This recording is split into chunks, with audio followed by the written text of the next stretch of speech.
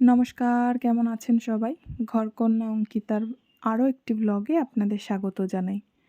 চলুন আজ সকাল সকাল শুরু করে ফেলি। আজ কি রান্না করলাম সবটাই আপনাদের সাথে শেয়ার করব। দেখুন, প্রথমেই কিছু পরিমাণ আমি কুমড়োর পাতা কেটে নিয়েছি। এবার সেগুলোকে আস্তে আস্তে করে ছাড়িয়ে নেব। কুমড়ো পাতার গায়ে যে কাটা অংশটা থাকে সেটাকে আমি এইভাবে ছাড়িয়ে নিয়েছি।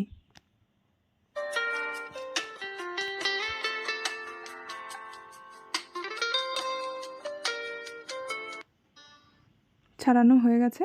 এবার এটাকে আমি জলে ধুয়ে নিলাম। অন্যদিকে কড়াই বসিয়ে দিয়েছি, তাতে কিছুটা পরিমাণ তেল দিয়ে গরম করে তার মধ্যে আমি বেশ কিছুটা পরিমাণ জিরে দিয়ে দিয়েছি। জিরেটাকে আমি ফোড়নের জন্য দেইনি, এটাকে আমি ভেজে তুলে রাখবো।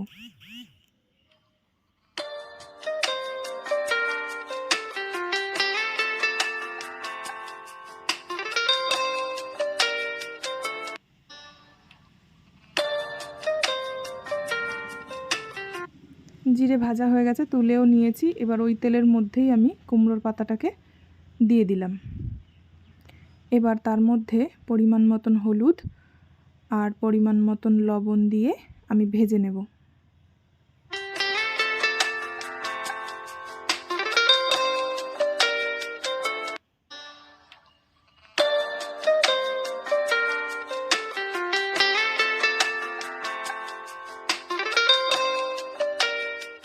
বেশ কিছুটা কাঁচা পাকা লঙ্কা আমি এর মধ্যে দিয়ে দিলাম।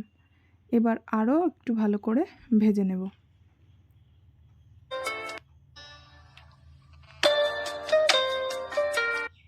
অন্যদিকে আমি ভাত বসিয়ে দিয়েছি। ভাত তো হয়ে গেছে, এদিকে আমার ভাজাও হয়ে গেছে।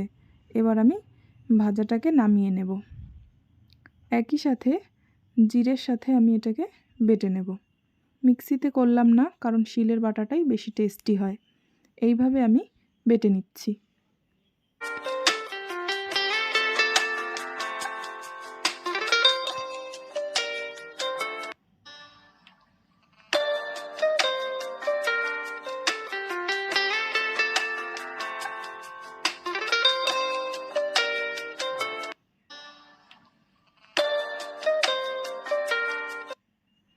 এইভাবে আমি আস্তে করে বেটে নিয়েছি। আমার বাটাটা হয়ে গেছে। এবার আমি এটাকে নামিয়ে নেব। অন্যদিকে কড়াইতে আমি কিছুটা পটল ভাজতে দিই। গোটা গোটা পটল কেটে খোসা ছাড়িয়ে আমি ভাজতে দিয়েছি কালো জিরে ফোড়ন দিয়ে। তার মধ্যে পরিমাণ মতন হলুদ, স্বাদ মতো লবণ দিয়ে দিয়েছি।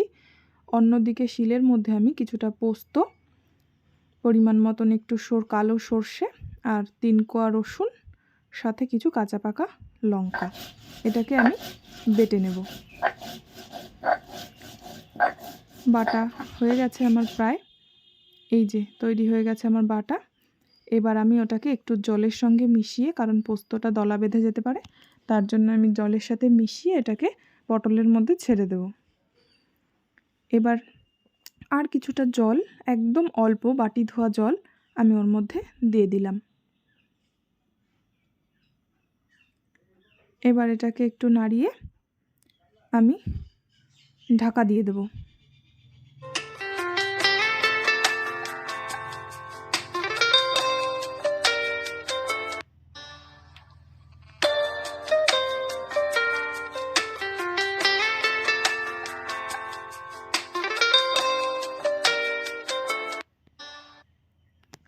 এবার 2 মিনিট পরে আমি ঢাকাটা খুলে তার মধ্যে কাঁচা লঙ্কা চেলা করে দিয়ে দিলাম। এবার ওপর থেকে একটু কাঁচা সর্ষের তেল দিয়ে দেব, দিয়ে পটলটাকে একটু উল্টে পাল্টে দেব।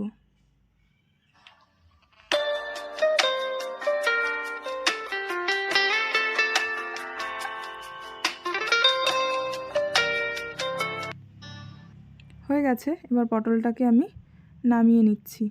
জানেন, ভীষণ মেঘ করেছে, ওদিকে বৃষ্টিও নামবে মনে হচ্ছে। দেখুন,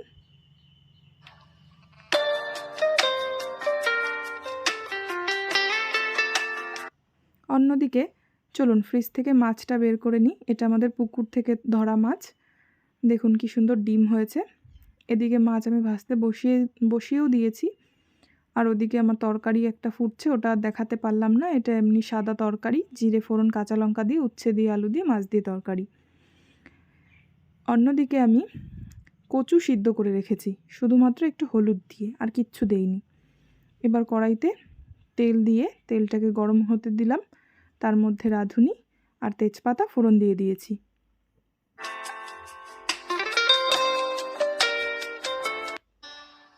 এবার আমি এর মধ্যে কচুটাকে ছেড়ে দিলাম। এবার কচুটাকে আমি একটু ভাজা ভাজা করে নেব। তার মধ্যে দিয়ে দিলাম স্বাদ মতন নুন আর হলুদ গুঁড়ো। এটাকে দিয়ে আমি 2 মিনিট মতন ভেজে নেব।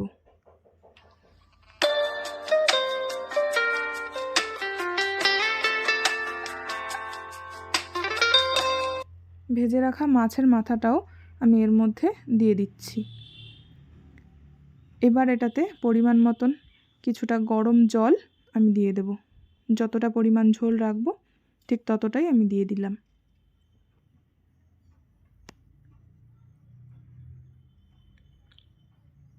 এবার এর মধ্যে 2-3টে কাঁচা লঙ্কা আমি চেলা করে দিয়ে আর একটুখানি চই ঝাল দিয়ে আমি এটাকে ঢাকা দিয়ে দেব।